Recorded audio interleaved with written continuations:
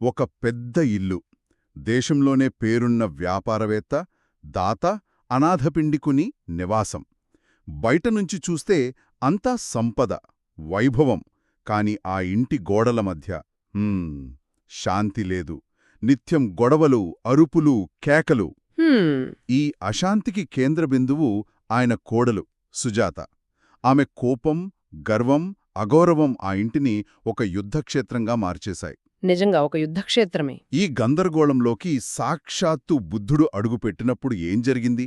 ఈరోజు మనం కేవలం సుజాత కథను చెప్పుకోవడమే కాదు, ఆమె పరివర్తన వెనుక ఉన్న శక్తివంతమైన మానసిక సూత్రాలను, బుద్ధుని అద్భుతమైన బోధనా పద్ధతిని లోతుగా విశ్లేషించబోతున్నాం. అవును, మనం చర్చిస్తున్న ఈ కథ బౌద్ధ సాహిత్యంలో, ప్రత్యేకంగా అంగుత్తర నికాయలో నమోదు చేయబడిన సుజాత సుత్తం నుండి తీసుకున్నది. ఇది కేవలం ఏదో పాతకాలపు నీతికథ కాదు.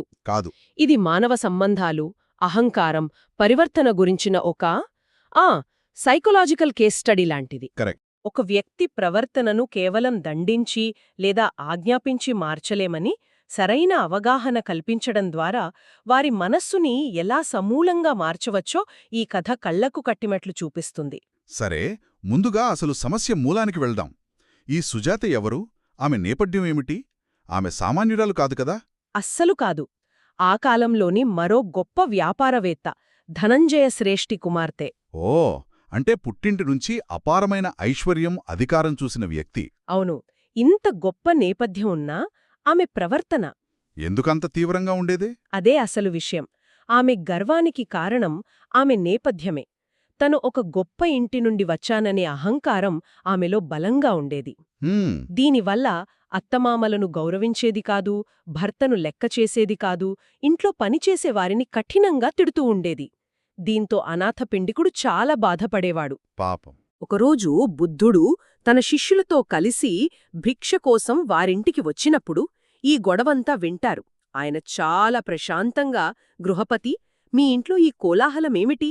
జాలర్లు చేపల కోసం గొడవ పడుతున్నట్లుగా ఉంది అని అడుగుతారు. ఆ పోలికలోనే ఒక వ్యంగ్యం, ఒక సూచన రెండూ ఉన్నాయి. ఖచ్చితంగా. ఇక్కడే కథ ఒక ఆసక్తికరమైన మలుపు తీసుకుంటుంది. అనాథపిండికుడు తన బాధను చెప్పుకున్న తరువాత బుద్ధుడు సుజాతను పిలిపిస్తారు. ఇలా రా సుజాత అని ఆయన పిలవగానే అందర్నీ ఆశ్చర్యపరుస్తూ, అంతవరకు అందరినీ ధిక్కరించిన సుజాత అవును, అలాగే భంతే అని వినయంగా వచ్చి నమస్కరించి ఒక పక్కన కూర్చుంటుంది. ఇది చాలా ఆశ్చర్యకరం గదా. చాలా ఆశ్చర్యకరం. అందరి మాట కాదన్న ఆమె ఒక భిక్షువు పిలవగానే ఎందుకంత ప్రశాంతంగా స్పందించింది? అద్భుతమైన ప్రశ్న. దీని వెనుక ఒక మానసిక కారణం ఉంది. ఇప్పటివరకు ఆమెను అందరూ కోపంతో, ఆజ్ఞతో, బ్రతిమలాడుతూ నియంత్రించడానికి ప్రయత్నించారు. అవును. కాని బుద్ధుని పిలుపులో ఆజ్ఞలేదు, బెదిరింపులేదు, కేవలం సంపూర్ణమైన ప్రశాంతత, కరుణ ఉన్నాయి. ఆ స్వరంలో ఉన్న అధికారం భౌతికమైనది కాదు, ఆధ్యాత్మికమైనది. ఆ ప్రశాంతతే ఆమెలోని అహంకారాన్ని ఒక్క క్షణంపాటు కరిగించి, ఆయన చెప్పేది వినాలనే ఆసక్తిని కలిగించి ఉండవచ్చు. అంటే ఆమెలో మార్పు మొదలవడానికి ఇదే మొదటి మెట్టు అంతే. ఇక ఇక్కడ్నించే బుద్ధుని అసలైన బోధన మొదలవుతుంది. ఆయన ఆమెను తిట్టలేదు, తప్పుపట్టలేదు, ఏమీ అనలేదు. చాలా ప్రశాంతంగా, సుజాత, ఈ లోకంలో పురుషునికి 7 రకాల భార్యలుంటారు, వారెవరో తెలుసా అని సంభాషణ ప్రారంభిస్తారు. అవును. ఇది నేరుగా ఆమెను విమర్శించడం కాదు, ఒక అద్దాన్ని ఆమె ముందు ఉంచడం లాంటిది. కరెక్ట్. ఖచ్చితంగా. ఆయన ఆ 7 రకాలను కేవలం జాబితాలా చెప్పలేదు. వాటిని 2 ప్రధాన విభాగాలుగా విభజించారు. మొదటి 3 రకాలు దుర్గతికి, అంటే బంధాన్ని, జీవితాన్ని నాశనం చేసేవి. సరే. మిగిలిన 4 సుగతికి, అంటే ఆనందానికి, మంచిగతికి దారితీసేవి. ఓ, ఆసక్తికరంగా ఉంది. ఈ వర్గీకరణ వెనుక ఉన్న అసలు సూత్రమేమిటంటే, మొదటి 3 రకాలు స్వార్థం, నియంత్రణ, అగౌరవం అనే పునాదులపై ఉంటాయి. చివరి 4 ప్రేమ, సేవ, గౌరవం అనే పునాదులపై ఆధారపడి ఉంటాయి. సరే, ఆ దుర్గతికి దారితీసే మొదటి 3 రకాల గురించి వివరంగా చూద్దాం. మొదటిది వదక భార్య, అంటే హంతకువాలితో సమానమైన భార్య. పేరు వినడానికే చాలా తీవ్రంగా ఉంది. అవును. ఇక్కడ హత్య అంటే భౌతికంగా కాదు, మానసికంగా. ఓకే. ఈమె మనసులో నిరంతరం ద్వేషం, క్రూరత్వం ఉంటాయి. భర్త ఎదుగుదలను ఓర్వలేదు, అతన్ని నాశనం చెయ్యాలని కోరుకుంటుంది. దయ లేకుండా పరపురుషులపై ఆసక్తితో బంధాన్ని చంపేస్తుంది. ఇది సంబంధాన్ని విషపూరితం చేసే ప్రవర్తన. చాలా భయంకరంగా ఉంది. ఇక రెండవది చోరీ భార్య, అంటే దొంగతో సమానం. అంటే భర్త క్రెడిట్ కార్డును రహస్యంగా వాడే రకమనమాట. ఒక రకంగా అదే. భర్త కష్టపడి సంపాదించిన ధనాన్ని, ఆ కష్టానికి విలువివ్వకుండా కుటుంబ అవసరాలను పక్కన పెట్టి తన సొంత సుఖాల కోసం దుర్వినియోగం చేసేది. నమ్మకద్రోహం. నమ్మకద్రోహం చేయడం, ఆర్థికంగా కుటుంబాన్ని నాశనం చేయడం దీని లక్షణం. మూడవది ఆర్యభార్య, అంటే స్వామి లేదా నియంతలా ప్రవర్తించేది. ఈమె మొదటి రెండింటికంటే కొంచెం భిన్నంగా అనిపిస్తోంది. భిన్నమే కాని అంతే హానికరమైనది. ఈమె సోమరి, తిండిపోతు.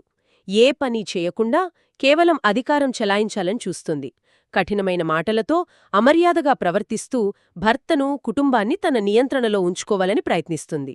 అంటే ఇక్కడ ప్రేమకు బదులు భయం, గౌరవానికి బదులు ఆధిపత్యం ఉంటాయి. అంతే. ఈ 3 రకాల ప్రవర్తనల మూలంలో ఉన్నది అహంకారమే. నేను, నా సుఖం, నా అధికారం అనే ధోరణి. ఈ 3 రకాలు వింటుంటేనే చాలా నిరుత్సాహంగా ఉంది. సరే, ఇక ఆశాజనకంగా ఉండే మిగిలిన 4 రకాల గురించి మాట్లాడుకుందాం. తప్పకుండా. సుగతికి దారితీసేవి. ఇందులో మొదటిది మాతృభార్య, అంటే తల్లిలాంటిది. అవును. ఒక తల్లి తన ఏకైక బిడ్డను ఎలా అయితే అనంతమైన ప్రేమతో, శ్రద్ధతో చూసుకుంటుందో ఈమె తన భర్తను అలాగే చూసుకుంటుంది. అతని సంక్షేమమే తన సంక్షేమంగా భావిస్తుంది. అతను సంపాదించిన ధనాన్ని చాలా జాగ్రత్తగా కుటుంబం కోసం కాపాడుతుంది. ఇక్కడ ప్రధాన లక్షణం కరుణ, సంరక్షణ. బావుంది. ఐదవది భగినీ భార్య, అంటే సోదరిలాంటిది. అన్న పట్ల చెల్లెలు చూపించే గౌరవం, వినయం ఇక్కడ కనిపిస్తాయి. అంటే భర్తకు లోబడి ఉండాలనే అర్థంలోనా? లోబడి ఉండటమని కాదు, పరస్పర గౌరవమని చెప్పాలి. ఓకే. ఒక చెల్లెలు తన అన్నను ఎలా గౌరవిస్తుందో, అతని సలహాను ఎలా స్వీకరిస్తుందో, అలాగే ఈమె భర్త పట్ల గౌరవంతో అతని మాటకు విలువ ఇస్తూ నడుచుకుంటోంది. ఇది ఆధిపత్యం కాదు, ఒకరినొకరు గౌరవించుకునే భాగస్వామ్యం. ఇక ఆరవది సఖీ భార్య, స్నేహితురాలి వంటి భార్య. వావ్! ఈ పోలిక అద్భుతంగా ఉంది. ఉంది కదా? ఆధునిక సంబంధాలలో చాలామంది కోరుకునేది ఇదే కదా, కేవలం భార్యాభర్తలుగా కాకుండా మంచి స్నేహితులుగా ఉండటం. నిజంగా. చాలా కాలం తర్వాత కలుసుకున్న ప్రాణస్నేహితురాల్ని చూసినప్పుడు కలిగే ఆనందం, ఉత్సాహం ఈ బంధంలో ఉంటాయి. ఒకరితో ఒకరన్నీ పంచుకోవటం, సంతోషంగా గడపటం, నమ్మకం, శీలమనేవి ఈ బంధానికి పునాదులు. ఇది చాలా సమానత్వంతో కూడిన ఆరోగ్యకరమైన సంబంధం. అవును. సరే, ఇక చివరిగా 7వ రకం దాసీ భార్య, అంటే సేవిక లాంటిది. ఒక్క నిమిషం, ఈ పదం వినడానికి కొంచెం ఇబ్బందిగా ఉంది. సేవిక అంటే బానిఫ అనే అర్థమొస్తోంది. భర్త కొట్టినా తిట్టినా ఊర్చుకోవడం అనేది ఈ రోజుల్లో గృహహింసను ప్రోత్సహించినట్లు అవుతాదా? ఈ భావనను మనం ఎలా అర్థం చేసుకోవాలి? ఇది చాలా ముఖ్యమైన ప్రశ్న, చాలామందికొచ్చే సందేహం కూడా. ఇక్కడే మనం పదాన్ని కాకుండా దాని వెనుక ఉన్న తాత్విక అర్థాన్ని లోతుగా చూడాలి. ఆ కాలంలోని పరిభాషలో దాసి అనే పదం వాడినా బుద్ధుని ఉద్దేశం బానిసత్వం కాదు. మరి ఏమిటి? దీని అసలర్థం సంపూర్ణ సహనం. అంటే భర్త కోపం ప్రదర్శించినప్పుడు తిరిగి కోపంతో స్పందించకుండా, ద్వేషం పెంచుకోకుండా, శాంతంగా ఓర్పుతో ఉండగలగడం. ఓహ్, అలాగా? ఇది బలహీనత కాదు, అపారమైన మానసిక బలం. ఇతరుల ప్రవర్తన తన మనశ్శాంతిని నాశనం చేయకుండా చూసుకోగలగడం. ఇది తన అహంకారాన్ని, కోపాన్ని పూర్తిగా జయించిన వ్యక్తి లక్షణం. అంటే ఇది సేవ గురించి కాదు. కాదు, ఇది స్వీయ నియంత్రణ గురించి. అంటే ఇది భర్తకు సేవ చేయడం కంటే తన సొంత కోపాన్ని, అహాన్ని అదుపులో పెట్టుకోవడం గురించిన విషయం అన్నమాట. ఇది చాలా లోతైన విశ్లేషణ. అవును. సరే, ఈ 7 రకాలను వివరించిన తర్వాత బుద్ధుడు సుజాతను సూటిగా ఒక ప్రశ్న అడుగుతారు. అవును. ఆయన ఒక్క క్షణం ఆగి ఆమె కళ్లల్లోకి చూసి, సుజాత, ఈ 7 రకాలలో నీవు ఏ రకానికి చెందినదానివి, ఇకపై ఏ రకంగా ఉండాలని కోరుకుంటున్నావు అనడుగుతారు. ఆ ప్రశ్న ఒక పదునైన కత్తిలా ఆమె మనసులోకి దూసుకెళ్ళుంటుంది. ఖచ్చితంగా. అంతసేపు పక్కవారి గురించి చెప్పిన కథ ఒక్కసారిగా తన గురించే అని ఆమెకు అర్థమయ్యేలా చేసింది ఆ ప్రశ్న. ఆ క్షణంలో సుజాత ఎలా స్పందించింది? వాదించిందా? తనను తాను సమర్థించుకుందా? అదే ఆమె పరివర్తనలోని అద్భుతమైన ఘట్టం. ఆమె వాదించలేదు, కోపగించుకోలేదు.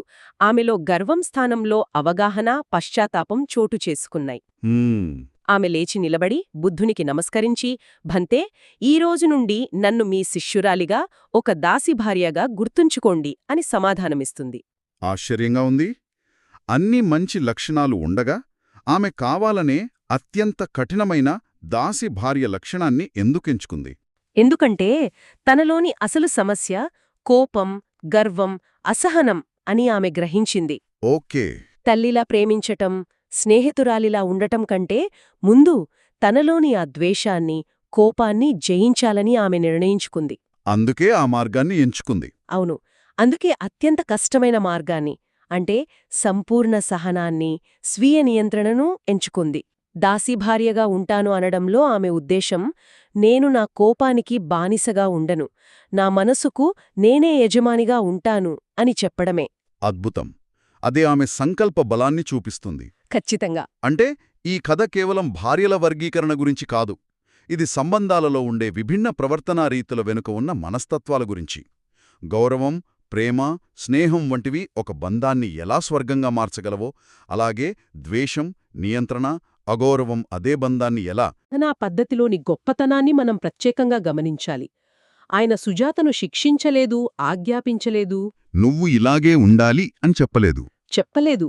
ఆయన కేవలం మార్గాలను, వాటి పర్యవసానాలను, అంటే సుగతి, దుర్గతి, వాటిని వివరించి అంతిమంగా ఎంపికను ఆమెకే వదిలేశారు. హ్మ్. భయం వల్ల వచ్చే మార్పు తాత్కాలికం, కాని స్వీయ అవగాహన ద్వారా కలిగే పరివర్తన శాశ్వతమని ఈ కథ నిరూపిస్తుంది. నిజమే. సరైన తప్పుడు మార్గాలను చూపించి వ్యక్తి తనంతట తానుగా సరైన మార్గాన్ని ఎంచుకునేలా ప్రేరేపించడమే ఆయన పద్ధతి. అంతే. ఇది కేవలం ఒక వ్యక్తిని మార్చడం కాదు, ఒక కుటుంబం మొత్తాన్ని మార్చిన సంఘటన.